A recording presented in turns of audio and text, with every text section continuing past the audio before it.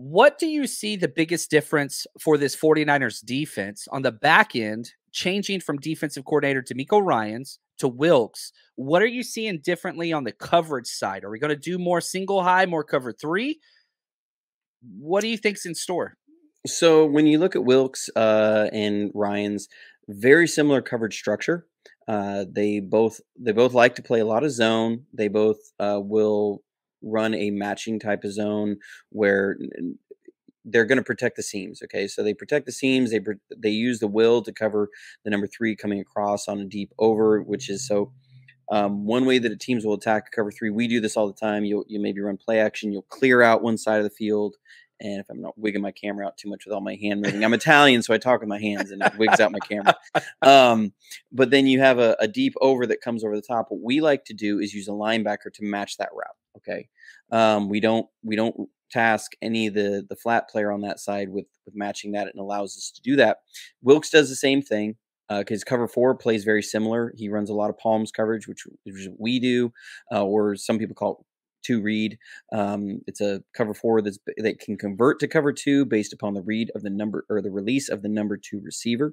Coverage structure is very similar. Now, where they differ is in how often they'll do certain things. So you will see a little bit less just cover three zone. DeMeco Ryans love to play cover three zone on base downs, especially against any sort of run personnel. And oftentimes, if teams were ever in a condensed formation of any kind, it was going to be cover three. He was going to protect against the run that way, bring it down. If they spread out, usually you rarely saw us in a single high versus spread out, and that's usually, I'm assuming that Ryans was calling a couple plays in the huddle. If they spread out, we're going to do this. If they're condensed, we're going to do that as part of the game plan. With Wilkes, you're going to see probably a little more single high early base downs, and then you're going to see a lot more pressure. Wilkes blitzed about 4 times as much as Ryans did. Ryans loves to play 7-man coverage and just bring 4. When he would blitz, though, they were really well-designed blitzes to bring a free rusher. Wilkes's blitz packages are a little bit different, different flavor. They accomplish similar things. Ryans love to, you'd always see Fred Warner come up and stand over the center, right? We saw that all the time. Okay. And that was that the center had to honor that, or he'd stand right over, head up over a guard. And we would present everything just as it was pre-snap to make sure we were actually it was almost like you're making it really easy for the offensive line to see these are all the potential rushers. You're not trying to confuse. You're just saying you have to account for all of these people because they all could rush. So we're going to sit here and now we know who's got what. And so if we drop this guy out, we know this guy is going to be blocking grass. Okay. So then we would do things outside of that. Where Wilkes will be a little bit different is he will adjust the rushing based upon the slide of the line. So he'll bring like 2 linebackers, sugar the A gaps, or they'll be on either side of the center, and then wherever the center slides to, that linebacker will drop back. So it's if the center slides to the left, then that linebacker, he drops into coverage and the other guy comes. If he slides to the right, vice versa. Okay. I saw that a bunch on film, that it was a blitz package he really liked. And what that does is that makes it so that center is not going to be able to help anybody. He's going to be blocking grass. And so that allows them to he likes to bring 5 a lot. He rarely brought 6 solo I said solo. Ryans brought 6 a little bit more than Wilkes did. Wilkes loves to bring 5, and he runs a lot of it's either man or fire zone behind it.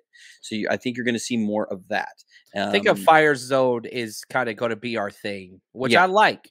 I don't know if we're going to be switching very much to a man concept or as many man concepts. Now, we were the most zone heavy team in the NFL last year. Do you think that's going to continue? Do you think that we'll still be the most zone dominant team? I think it depends on what Ryans does down there in Houston. Okay, I see what you're saying. So I see what you're saying. If Ryans runs the same defense that we ran down there, we will not be the most zone heavy team. The Texans will be. But I don't see us going much far away from man, just because our corners, our linebackers are so good in zone. They're very, very good in zone and in the coverage structure of zones that we have. When you have guys like Greenlaw and Warner and Hufanga who can be in the box, both stop the run, and you feel okay with them matching certain receivers, there's very few teams that have this personnel to match receivers with linebackers and your box safety. That gives you a lot of options to force quarterbacks to think post snap because they're trying to figure out who's going to be the guy that matches this certain route. And they've got to be able, so they've got to bounce their eyes in a number of places. When you do that, that slows down the quarterbacks. That allows your pass rush to get there. So I think when Kyle talks about he wants to keep the scheme the same, I think that's what you're going to see now. I do believe you will see more pressure, but it's going to be more of these fire zones. Instead, we would do these kind of matching. It was technically considered a zone, but it uses man match principles. So it's a zone with man match principles. We would do a lot of times when we blitzed with Ryans, where like Fred Warner's dropping back into a zone, but he's going to pick up the number 3. Yeah. So that's where it is. So yes, he's dropping into a zone, but he's man matching the number 3. So that I don't think you'll see quite as much. The 49ers Rush Podcast.